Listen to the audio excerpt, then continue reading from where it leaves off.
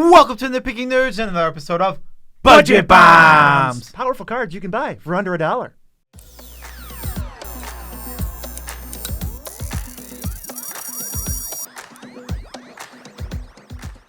I'm your host, Joe Cherry Bomb Cherries. I'm your host, Budget Beezy, and that makes us the Nitpicking Nerds, bringing you daily magic content. If you want to support the channel, the very best way to do it for the month of April 2022 is TCG Player. We have an affiliate link where you can go to buy cards for the same exact prices you normally would, except after you check out, we get a kickback from TCG Player, and we're trying to strive for a certain goal this month, and if we meet it, what are we doing? Well, we'll be doing the top 100 blue cards of all time next month. We're super excited to get that video out to you, and we need your support this month more than ever. Yes, and this video is sponsored by Maxfield. Did you know that? The Nitpicking Nerds themselves are sponsored by Maxfield. That's right. They sponsor the whole dang channel. So what's this dang video? This dang video is Budget Bombs, where we tell you awesome cards for under $1. In Commander.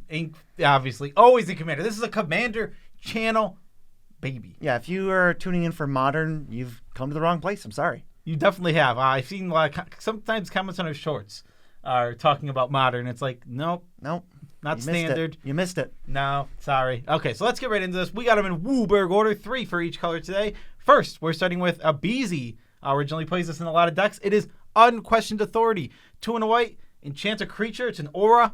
Guess what? Guess what, Beezy? Guess what? What? It has protection from creatures and you draw a card. Oh, okay. That's pretty good. This effect, not the most efficient, it's not a hyper one mana thing. It's not going to combo out and win you the game.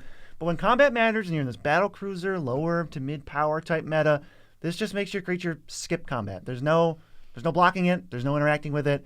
Even certain things, like Ravenous Chupacabra can't hit it. You can't target it with other things. You can't get control of it with Agent of Treachery. It's just got some nice little bonuses, and it's 27 cents. I think for anyone who's trying to push through damage, this is a go-to for budget. I mean, yeah, I don't even think it's not even necessarily just a budget card. It's just a great way to make your creature unblockable. Yeah. It cantrips completely. It gives it protection from a lot of different random things, like you said. That's an extra upside that you just get from this card, because the real thing that you get out of this is 3 mana, cycle my card, and get an unblockable creature that is just it literally will be sneaking through every single combat. Yeah, definitely you should try it if you haven't already. But the next one is Hallowed Spirit Keeper. It's 36 cents, and it's 1 white for a 3/2 with Vigilance, and when it dies, you get a 1/1 Spirit with Flying for each creature in your graveyard, which could be a ridiculous amount of creatures. Yeah, I mean, this is a really good board wipe insurance. Oh, yeah. If you have 5 or 6 creatures on the board, then when this dies, you're going to have 5 or 6 creatures in the graveyard if it's a board wipe. So that's going to get you a ton of spirits.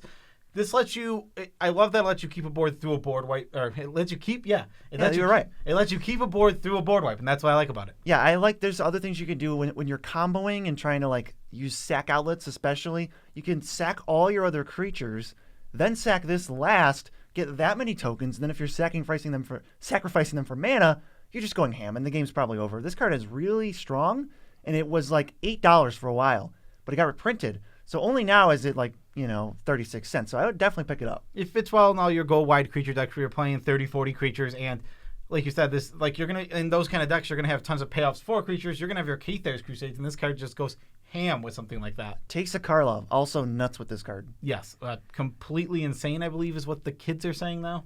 Up next, we have Basri's Lieutenant. It is a 4-mana, 3/4, enters the battlefield, put a +1/+1 counter on any creature you control. Can even be him if you want to be a 4/5. Vigilance, protection from multicolors, and whenever a creature you control with a +1/+1 counter on it dies, you get a 2/2 Knight with Vigilance.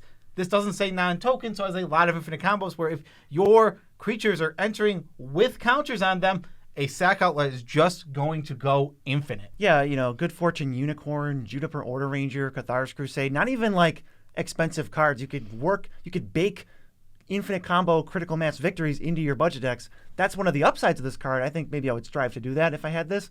But also it just says, hey, here's a bunch of board wipe insurance. My whole team has counters on them because that's what my deck is.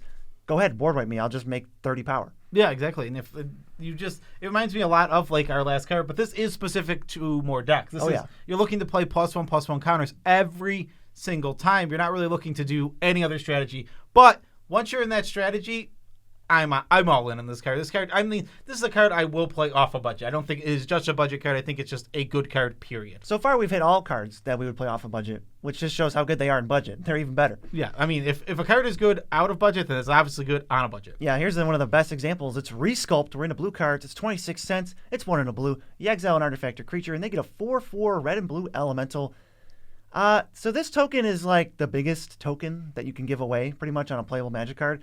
It still doesn't even really matter that much. Even if this said exile an artifact or creature, you lose 4 life. Like, that's still a pretty good Magic card. Yeah, this card is really, really good. It's basically what I want Feed the Swarm to be, because I want Feed the Swarm to be an instant. Right. This is good Feed the Swarm because it lets us hit that extra type that blue struggles to answer in artifacts, but it's an instant. So key. Like And creatures, by the way. Yeah, and creature. We have turned away. Well, I'm saying the extra, like, so we can answer the creature already. That's what I'm saying. I'm like, There's only a handful of like blue color pie breaks and answer creatures. Well, I'm saying we have Reality Shift, but I like this card more than Reality Shift. I'm willing to give them the bigger creature to go all the way to an extra type, and it's one of the more play types in Commander. Yeah, it just ends up being good. You know, we strayed away from it because it's like, it's like the same thing as the other cards. Seems less risky. Turn to Raven.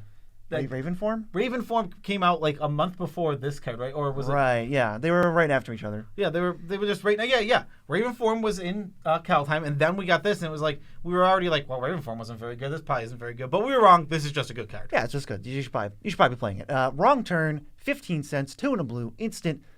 This is a weird one. Target opponent gains control of a creature you don't own. This is so like you're giving an opponent's creature to another opponent. Yeah, and this doesn't solve the problem, but we've just come to realize from playing, most creatures are synergy pieces. You don't just play generically good creatures that often. Do you sometimes? Of course, yeah. An Alisnorn can go in any white deck. It doesn't have to necessarily have a ton of synergy, and that's not something you can really answer with a wrong turn, because it's going to be just as big of a problem for you on one side as it is on the other. See, I don't even think so. I think you accidentally named a great example, because if they have a bunch of stupid dudes and they go wide with an Alisnorn, you just give it to the person with like 2 creatures and then just board wipe the person who had Alisnorn. What a turnaround. The way decks are built is, like I said, not to have those generic creatures. So you're giving away a synergy piece to another player. Plus, there's usually 2 players in the game who can go, hey, if I give this to you, don't attack me with it. And then you can make that easy deal. It's like, or I'll give it to other player if they want to attack me with it. Even without the deal, I'm down to just give away someone's commander. Like, okay, you have, some +1/+1 counters, aristocrat commander. I'll go give it to the control player. What are they supposed to do with it? It's basically dead. It's just not going to be useful. The strength of cards that leave commanders on the battlefield is super high. It is an incredible effect that is underrated in Commander. I mean, people do play these, and we do see them a decent amount, but Wrong Turn is definitely an underplayed one, I think, where it's like people look at it like, that's not very good. But it's like, what if you could lock their commander on the battlefield, not even under their control? Right. They have to go out of their way now to kill their own commander. Yeah. Okay. Yeah, which go is ahead. a pain in the butt. And because you skipped one of the blue cards. Do you see what you skipped? I did. I skipped my favorite one on here. It was the first one, but now it's the third one. Ethereal Investigator at 62 cents. This card has been awesome for me. 3 in a blue for a 2/3 flyer. Enters the battlefield, you make a clue for each opponent you have. So already, the baseline is 4 permanents for 4 mana, which is pretty sweet. And now there's more words. Whenever you draw your second card each turn, you also get a 1/1 flying spirit token. If you're trying to make tokens, or artifacts, or flicker things, this is your guy. 62 cents. It does a lot of different things. Wow. It doesn't do anything particularly. Like, it by itself isn't like doing any one thing where I'm like, I really want it for its card draw. I really want it for its spirit making. No, I want this whole card. Oh, yeah. I want all the little tiny effects. There's just, like, every time you think you've read everything in this card, you're like, oh, wait, no, it has flying, too. Yeah. Oh, wait, no. When I sacrifice my clues, I'm actually getting something. And you just keep reading, and there's more and more in this card. That's what makes it so good. It's if you're going to read it 10 times over, and then you're going to forget something every time. Yeah, this thing will do serious work if you're trying to go flyers, tokens, artifacts, clues. Like, it does a lot of different things. Definitely play this card. Yeah, I mean, it's good card draw for certain archetypes. Like, I think Spirits kind of wants this because it makes extra spirits while being a spirit, and it draws cards. I mean, you want your spirits to draw cards. Yeah, if you got nothing better to do, here's a bunch of clues. This next one is actually a bonus for you guys because you're getting 2 cards for 1 slot. It's Midnight Reaper at 46 cents and Grim Haruspex at 64 cents. I was surprised either one of these was under $1 because they're both fantastic. Grim Reaper says, Grim Haruspex says, Reaper. That's weird. Yeah, Midnight Haruspex and Grim Reaper. Grim Haruspex says, whenever one of your non-token creatures die, you have to draw a card. Also has morph, but no one cares. Midnight Reaper says, it or a non-token dying draws you a card and loses you a life. So it counts itself. These cards are both amazing in any aristocrat, heavy fodder, like your Blood Gas, Nether Trader type decks where you're just churning through your disposable dummies. They're so good. This is just some of the best card draw in all of Black, and it's not just on a budget. It's overall. These are 3 mana, and you just add a sack outlet. You're turning all of your dummies into fresh cards in your hand to keep building, to fuel your graveyard strategy. These cards are great. They're literally, like I said, I think they might be some of the best ways to draw cards in all of Black. Yeah, they combo with a sack outlet, of which your deck will have many. So that's always going to happen. It says now you're on 0 mana draw card. And even when you don't draw your sack outlets, they give you board wipe insurance, and like Midnight Reaper is gonna, I almost said Grim Reaper. Midnight Reaper is gonna draw when he dies. Yeah, these cards are fantastic. I don't even think it's a secret, but you should be playing them in your budget decks. This is definitely, this is not secret tech. This is budget bombs. Budget bombs. Next, we have a card I think is really cool, but it goes in only specific decks. It's Nadier's Nightblade, 3 mana for a 1/3. Whenever a token leaves the battlefield from under your control, each opponent loses 1 life and you gain 1 life. So you get to drain 4 tokens, but it also counts leaving the battlefield, meaning if they get bounced or something along those lines, you actually get the triggers, which you wouldn't normally get on a card like this. Yeah, and it's only 47 cents. It's a 3 mana thing. It just sticks out, and all your clues, treasure, food, squirrels, whatever you're doing, they all come together and they say, when we die, we're going to hurt your opponents. And the life gain is nice to have. This would probably still be on here if it was each opponent loses 1. But the fact that it's going to gain you 5 life a game, that's great. It's huge. I mean, I think like it might be on here still, but it is a big difference. It's nice to have. It is you don't realize how much that just adds up over a game. And like you get 5 drain, sure you dealt 15 damage and gained 5 life. That 5 life feels really good to have gained. I'd like to have it. For sure. Next, one of the best reanimation spells in the whole format. It's Dread Return, and it's 45 cents. It's 4 mana to reanimate a creature, but as flashback, sacrifice 3 creatures, reanimate a creature. Oh, man, this card is nuts. Every time I have it, no matter what, it always just feels like you're cheating. 4 mana for a creature is like definitely below par. It's not quite a good rate for what you want to be doing. So the goal is kind of get this out of the way, cast it early, mill it, discard it, all those things that Black loves to do. Then once it's in the graveyard, get 3 poor saps who are going to go away. They take a quick dirt nap and get back your best threat for nothing, for no mana. It lets you double spell. It lets you sling things into your graveyard and then go, yep, found what I was looking for. Let's get it back right now. Yeah, this card is insane. And like you said, you don't want to necessarily be casting it for the 2 black reanimate. That's way overcosted. It's not what we're looking for. We're looking to reanimate at 1, 2, and 3 mana for sure. But it's a fallback. It's a safety valve. It's there when you can't get into your graveyard any other way. And like we said, with your graveyard deck, you're milling yourself. You're discarding. You're doing all of these things. So it's going to be simple to just get this into your yard. You can also look at it like reanimate is great rate. It's 1 mana to reanimate 1 thing. But if you're casting Dread Return and flashing it back, you're paying 2 mana per reanimate. That's still like a good rate. So I guess maybe this isn't even like super below rate because you're literally just getting 2 cards for 1. You just have to make sure that your deck is built in a way to take advantage of this, decks that play it usually are. It's your Black Aristocrats decks, it's your Black Reanimator decks that are just going to have a bunch of dummies. Like you're going to play something like Pawn of Ulamog that's just going to make your creatures die into stupid, useless creatures that you're then going to use to reanimate other big creatures. Yes. Now we're moving into red, which is obviously the color of passion, but this card somehow 0 cents, Cherries. Yeah, and we're extremely passionate about it. It's Maxfield.com. It is the best deck building website, ever. We use it for every single one of our decks. You can literally go there, follow us on Maxfield, and see every single Nitpicking Nerds deck. If it is going to be on this channel,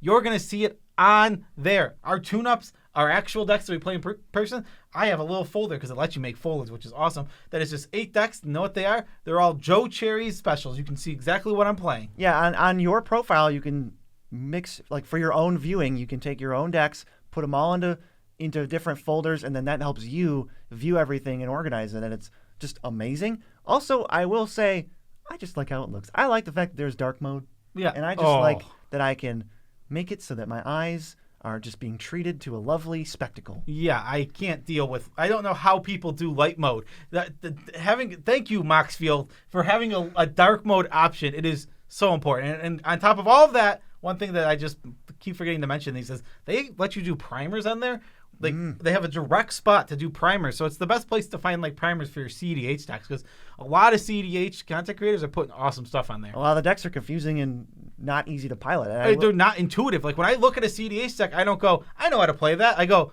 can somebody write me a 30 paragraph essay telling me how to do it? And guess what? Those are all over Maxfield. Oh yeah. So if you're not playing Maxfield in your budget decks, I mean, you're just out of your mind. Yeah, Clearly. Yeah. What's the next red card?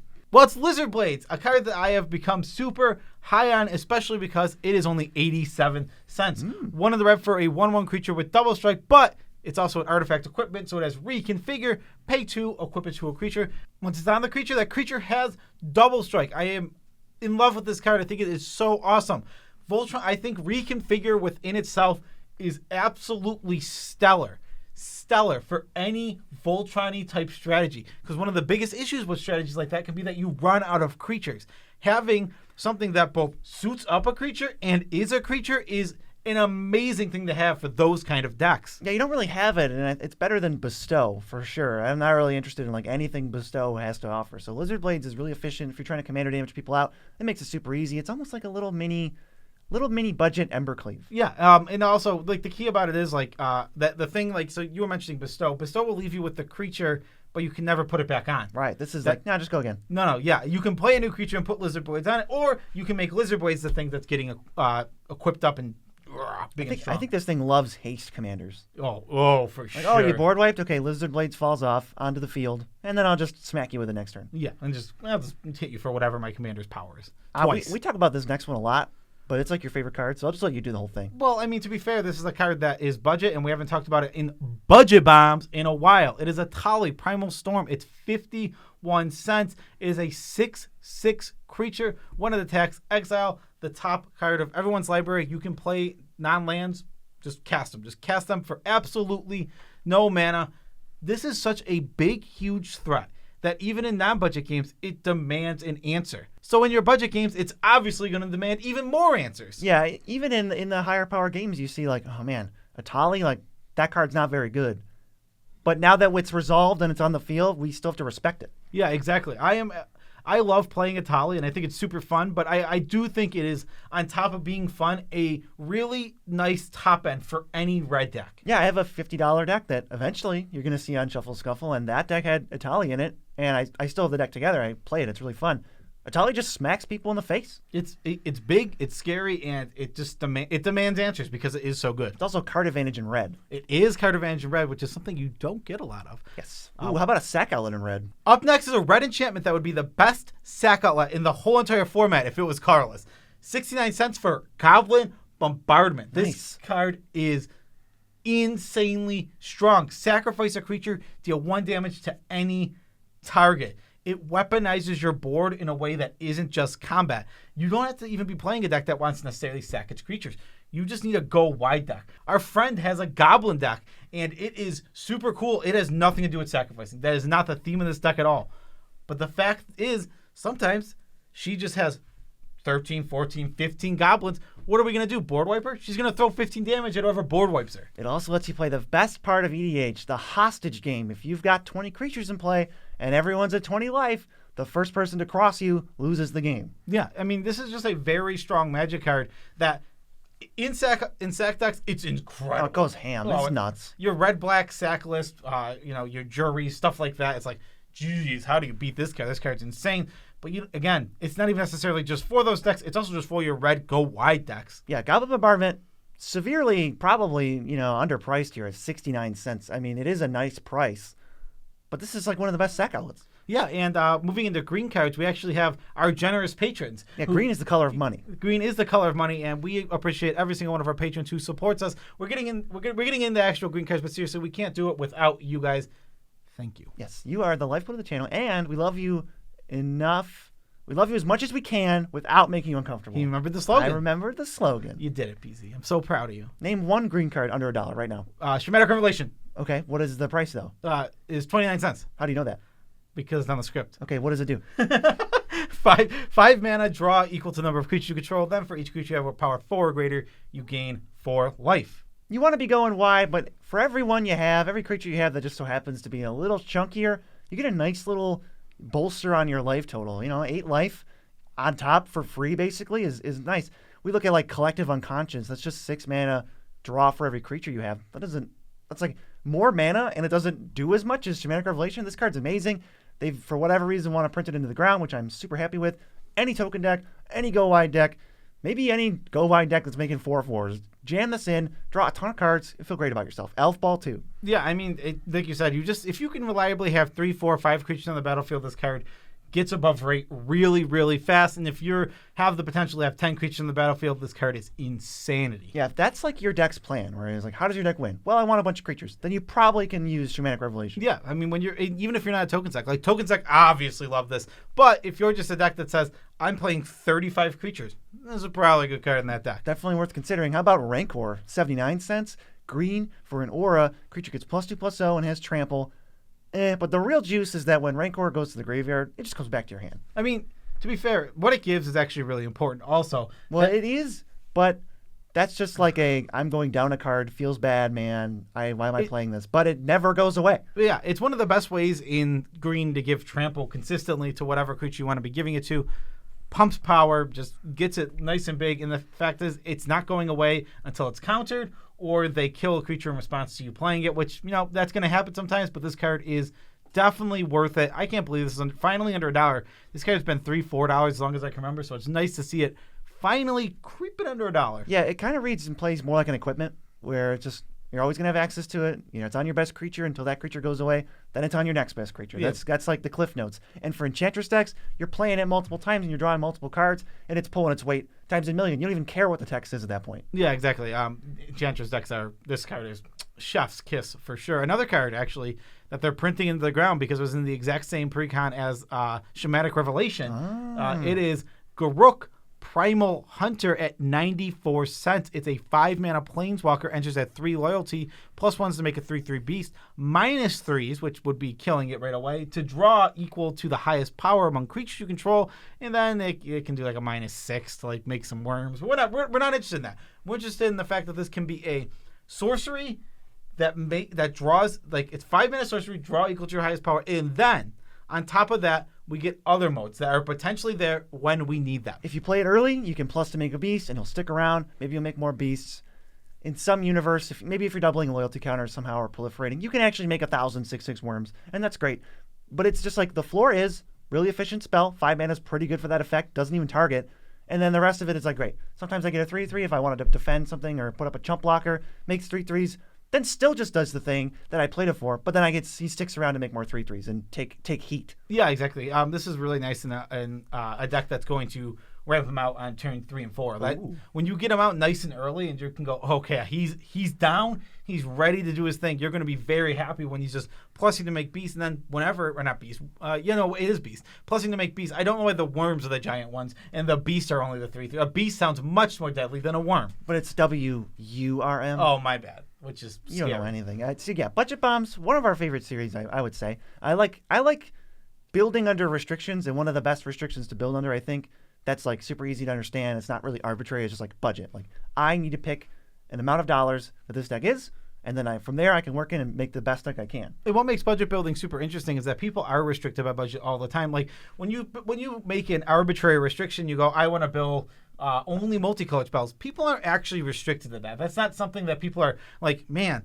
I wish I had more single-colored spells to put in my deck. That's not what's happening. But a budget is real. It's real, and it's what people are building on. Like, people just are building with a budget, and it's nice to put yourself in their shoes and go, what could I make in their scenario or anything? It's super fun to build a budget deck. For me, one of the most fun parts about building a budget deck is the win conditions. And we actually, guess what? Made a video all about the budget win conditions you can put in your deck. Close out games for still under $1. The same price tag as every other Budget Bombs. Yeah, so check out that video. It's super cool.